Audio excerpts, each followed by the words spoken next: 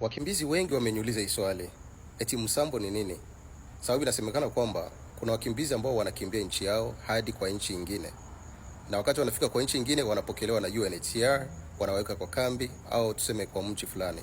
Lakini kiajabu wanafanya mwaka moja ama miaka mbili, hawaulizwi, hawafanyi interview, wala UN hawatafuti, wanasaulika. Lakini wanaendelea kushuhudia na kusema kwamba watu wengine wanaitwa, wanafanya interview, wanawauliza maswali, kwa nini walikimbia nchi yao, kitu kama hiyo.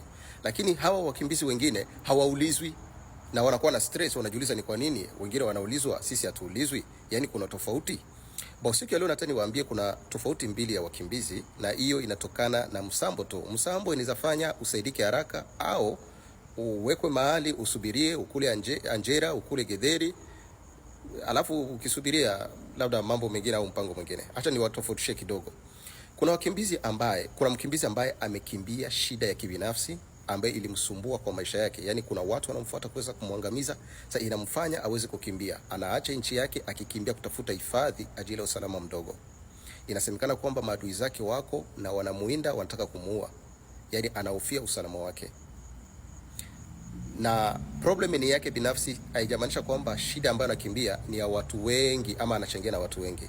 Sasa ule UNHCR inamshughulikia sana kwa makini, ikihakikisha inampea hifadhi, na huyo ni mkimbizi wa kweli.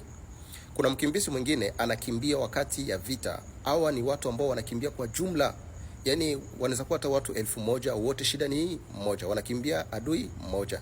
Yaani masasi lilia kwa mwingine, wote wakakimbia, tuseme Burundi ama Uganda ama hata Malawi, wanakimbia huko, alafu UN kazi yake inawachukua, inawapeleka kwa kambi.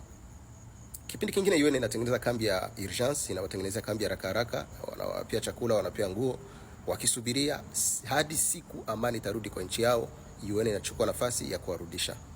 Labda leo ama kesho unaweza kuwa labda uko mmoja wao. Yaani sababu hao ambao wanakimbia vita hawezi kusaidika na nchi ya tatu. Na ikiwa labda uko kati yao, usipoteze muda. Sasa ni kitu gani unaweza fanya? Sababu najua kuna mtu ataniuliza tu kwa comment. Tufanye sasa namna gani? Sababu sisi hatujawahi kuongea na UN. Kitu muhimu tu unatakiwa kujua kwamba sasa nimesema mkimbizi wa kwanza, yani ile aina ya kwanza mkimbizi ni ambaye anakimbia vita, anakimbia tuseme usalama mdogo, kuna watu wanamfitinia, na ni mtu mmoja ama inaweza kuwa watu wangapi wanakufitinia wewe mwenyewe binafsi, wanakutarget. Sasa hapo UN itakushughulikia, itakusaidia. Sasa kitu ambacho unatakiwa kufanya, wasiliana na UN. Wapigie simu, waandikie email. Siku hizi ni muhimu kuandikia email, wanajibu haraka sana kuliko simu, sababu simu kila mtu anawapigia na wanakuwa busy sana, lakini UN wanachukulia kwa makini sana. Email wanachukulia kwa makini. Ukiwaandikia email watakutafuta.